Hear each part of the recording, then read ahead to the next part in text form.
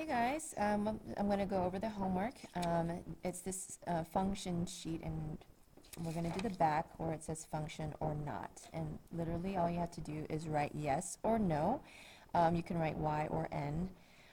Remember, a function, if you look back at the definition in your interactive notebook, is that it's a relation where every x value has exactly one y value.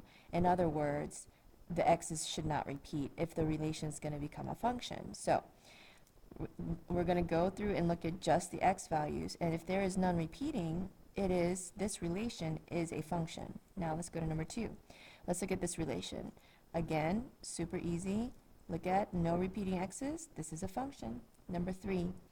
I'm going to circle all the x values. Once again, yes, it's a function. Now see, I don't even pay attention to the y's, but if you did, like, some students get confused and say, well, there's a repeating y here. That doesn't matter. It's all about the x's. Y's could repeat or not repeat. That has no bearing on whether this relation is a function. So just look at the x values. Let's look here. X, and x. Hey, they all happen to repeat, so this is not a function at all. If it repeats even once, it's already not a function. Let's go here. We have a repeating x value, not a function. See, let's look at these x value. None of them repeat, so yes, it's a function. Now, if your relation is set up as a table, again, all you got to do is look at your x values. So none of these repeat, that's a function. None of these repeat, that's a function, because 11, 12, 13, yeah, all the x values, none of them repeat. Maybe I should have circled that too. And over here, x values, none of these repeat, function. Here, you got 3 that repeat. 1, 2, 3. So this is not a function. It's a relation, but it's not a function. Now, mapping diagrams, if you're pretty good at looking at it, you can probably tell. But remember, these represent the domain, the x's, and this represents the y. So think of this pairing here. -3 gets paired up with +2. Okay, that's one pairing. Then 4 gets paired up with 7. 5 gets paired up with 2. And 0 gets paired up with 7. And if you look at just these x values, you can see that there is no repeating. One way you can tell that in a mapping diagram is that you don't have an arrow coming twice or 3 times or however many from one x value. Okay, so this is a function. Let's go to this one. Same thing, if you want to write out your pairs like this, okay, so 5 got paired with -5, and then 10 got paired with 2, -7 got paired with 4, 2 got paired with 1, okay. None of the x values repeated, so this relation, represented by a mapping diagram, is a function. Now take a look at this one. Oh, by the way, these are x and y's, x and y's. If you can see it, looking at the x's only, look at how the x, the 1 has 2 arrows coming from it. That means the 1 gets paired with 2 y's. In other words, the 1 gets repeated. If you want to see it, watch what happens. 7 pairs with 0. Okay, 9 pairs with -2. 1 pairs with 2, but 1 also pairs with 6, and that's why, because of these two, the repeating x values, this is not a function. So that's numbers 1 through 13 on this paper that you had homework on. Now let's go to the other paper. Looks like this. It says Math Models. And we are going to turn it to number 9 and 10. Okay. Oh, actually, numbers 11 and 12, sorry. So numbers 11 and 12 were your homework, and the direction says, express the following relations as a mapping. Again, always read directions so you know what you're supposed to do, because that's what you're going to be graded on, that's what you're supposed to know. Express the following relations as a mapping. Okay, so you need to know that. Remember, mapping is not the same as a graph, so don't confuse those two. Okay, these are two different things. The graph is the coordinate plane with the x and the y-axis, okay? That's where you would graph. Mapping is the two ovals, okay? The two ovals and the arrows, okay? So these are two very different things. And then it says state the domain and range, then determine if it is a function. So let's go to number 11. Okay, so first there's space here. We're going to draw our mapping. Remember, all x values go here and all y values go here. Always a good idea to circle your x's.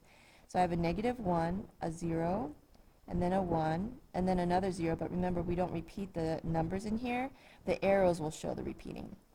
Now let's put the y's in. Okay, so we have a 7, a 3, sorry, a negative 3, and then a 10, and then another 7, but we're going to let the arrows show the repeating of the 7. Okay, and remember, do not put repeating numbers in mapping, okay? I mean, another repeating number, so just put it in once.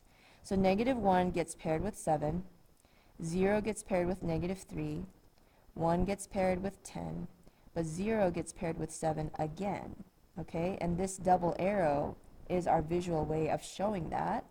So the domain here, you can literally pull from here. So it's negative 1, 0, 1, because remember, these represent all your x values, and the definition of domain is all x values in the relation. Range is all the y values in the relation, which is this, because remember, we don't write the repeating, we don't write numbers that, I'm trying to say this right, you don't write a number more than once, the same number. So 7 goes here, negative 3 goes here, and 10 goes here, and you don't write 7 again, so there you go. Is this a function? No, okay, because this 0 got repeated. 0 got paired with 7, but 0 also got paired with negative 3. Now, if you have a hard time visualizing that, you can write it out. Negative 1, comma, 7, because these got paired together. 0, comma, 7, because these are paired, but that same 0 also got paired with a negative 3. And then you had 1, comma, 10. Because of these repeating x values, and the repeating x value 0, this is not a function, okay? And if you can't tell just by looking at the mapping diagram, what I would suggest is just go ahead and write out the ordered pairs. Number 12, circling the x's, x values, I should say, and I put a 1/2 in here, a 1/4 in here. Oh, I got to put all of them in here, don't I? Okay, so I should have looked that over before writing it in too big. So 1/2, 1/4, 1/8, and remember, even negative 1/2s are different than positive 1/2s, completely different numbers. And then, oh, interestingly, all the y's are 2. So remember, if it repeats, you only write it once. So this, sometimes that happens, guys. As you can see, this is a relation. It's a set of ordered pairs. But sometimes you will, and if we graph this, you will see what that looks like. Okay, that we're going to get to that later. Okay, so 1/2 pairs with 2. 1/4 also pairs with 2.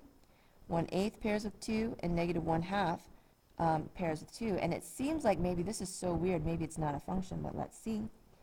Domain, you got 1/2, you got 1/4, 1/8, and negative 1/2.